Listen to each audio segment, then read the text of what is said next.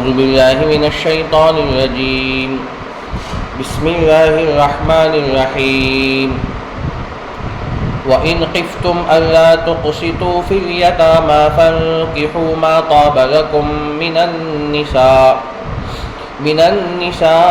مثنى وثلاث ورباع فإن خفتم ألا تعدلوا فواحدة أو ما ملكت أيمانكم ذلك أدنى ألا تعولوا وآتوا النساء صدقاتهن نحلة فإن طبن لكم عن شيء منه نفسا فكلوه هنيئا مريئا.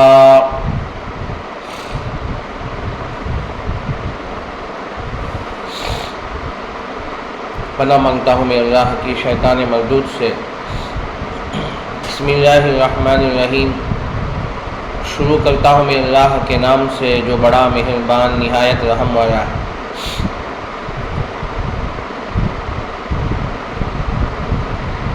سورہ نساء کی 2 آیتوں کی تلاوت ہوئی ہے.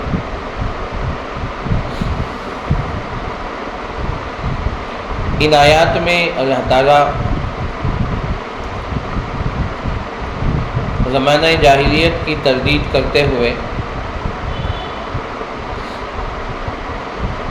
عورتوں کے ساتھ اور یتیموں کے ساتھ انصاف کا حکم اللہ تعالیٰ دے رہے ہیں.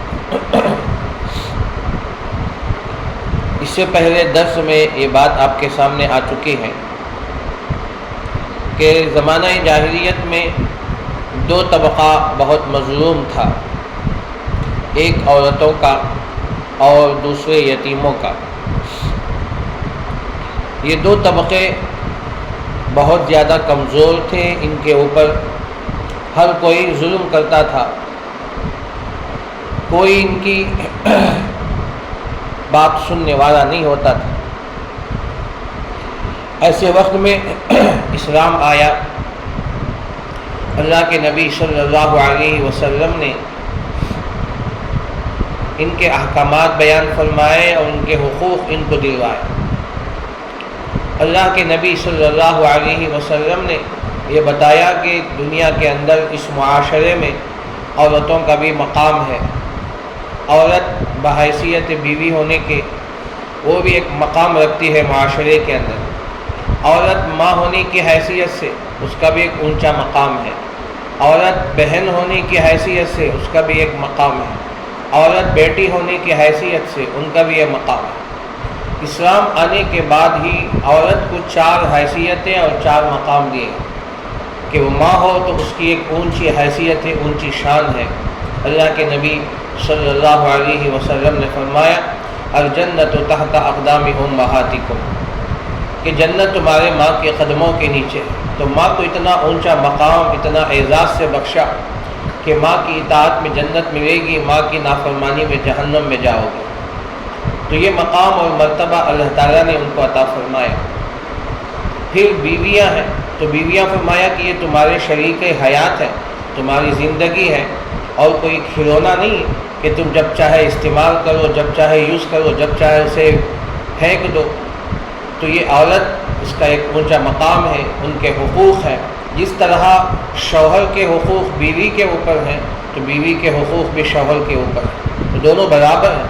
تو اللہ تعالیٰ نے سورہ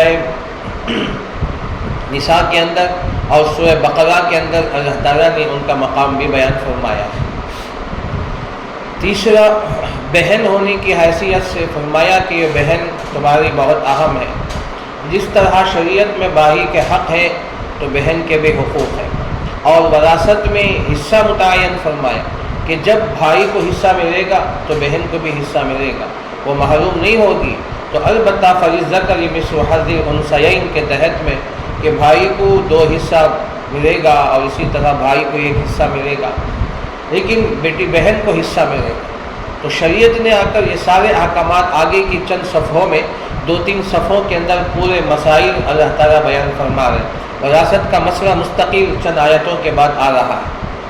پھر چوتھا، بیٹی کی حیثیت سے جب کسی کے ہاں لڑکی پیدا ہوتی تمہارے شرم کی وجہ سے اس بچی کو زندہ درگور کرنا یہ ان کا شعار تھا، اور یہ گویا وہ اپنے لیے فخر سمجھتے تھے کہ ہم نے اتنی بچیوں کو، اتنی بیٹیوں کو ہم نے زمین میں زندہ درگور کر دیا ہے۔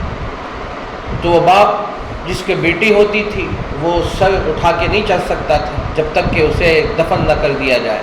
وَإِذَا الْمَوْءُودَةُ سُئِلَتْ، کل قیامت کے دن یہ زندہ گاڑی ہوئی لڑکی کو زندہ کیا جائے گا، اسے پوچھا جائے گا کس گناہ کے پاداش میں، کس گناہ کے تحت میں تمہیں قتل کیا گیا تھا، تو کل قیامت کے دن پوچھا جائے گا۔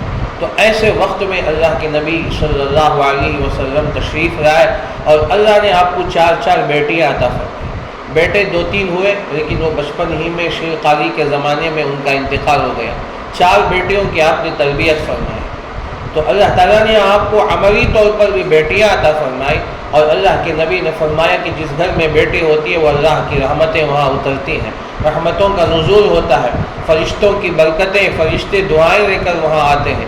اور حدیث میں اللہ کے نبی صلی اللہ علیہ وسلم نے ارشاد فرمایا کہ جس کی ایک بیٹی ہو اور اس نے صحیح معنوں میں تربیت کیا یہاں تک کہ وہ شادی کے قابل ہو گئی، پھر اس نے اس کے لیے حسن انتخاب کر کے اس نے بیٹی کا حق ادا کر دیا، شادی کر دی، تو اللہ کے نبی نے فرمایا کہ جنت اس کے لیے واجب ہے۔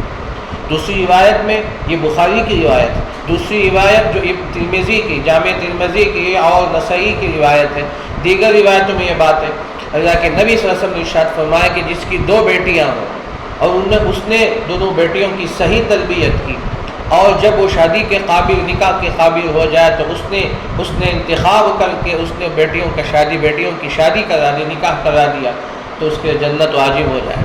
اسی طرح 3 بیٹیوں کا بھی بعض حدیثوں میں آتا ہے۔ تو یہ فضیلت اور مقام عطا فرمایا، تو اکثریت نے آ کر اس حدیث میں اللہ کے نبی صلی اللہ علیہ وسلم نے بتا دیا کہ جس گھر میں بیٹی ہوتی ہے اللہ کی رحمتیں ہوتی ہیں، اور جس کی بیٹیاں ہو تو اس کے باپ کو سینہ تان کے چلنا چاہیے، سر اٹھا کے فخر کے ساتھ چلنا چاہیے۔ اگر اس نے اس کی صحیح تربیت کر کے اور اس کے حق ادا کر دیا تو جنت اللہ تعالیٰ اس کو عطا فرمائے گی۔ یہ خوشخبریاں اللہ نے دی ہیں، اللہ کے نبی صلی اللہ علیہ وسلم نے بیان فرمایا۔ تو یہ اسلام آنے کے بعد بیٹی کو 4 حیثیتیں دینے والا اسلام ہے، یہ شریعت ہے، اور اللہ کے نبی صلی اللہ علیہ وسلم نے ان کو حقوق بیان فرمایا۔ تو ایک تو آپ نے عملی طور پر بھی اللہ نے آپ کو بیٹیاں عطا کی، اور آپ نے حدیث کے ذریعے سے لوگوں کو بات بتائی کہ اللہ تعالیٰ اس کے ذریعے سے رحمتیں اتارے۔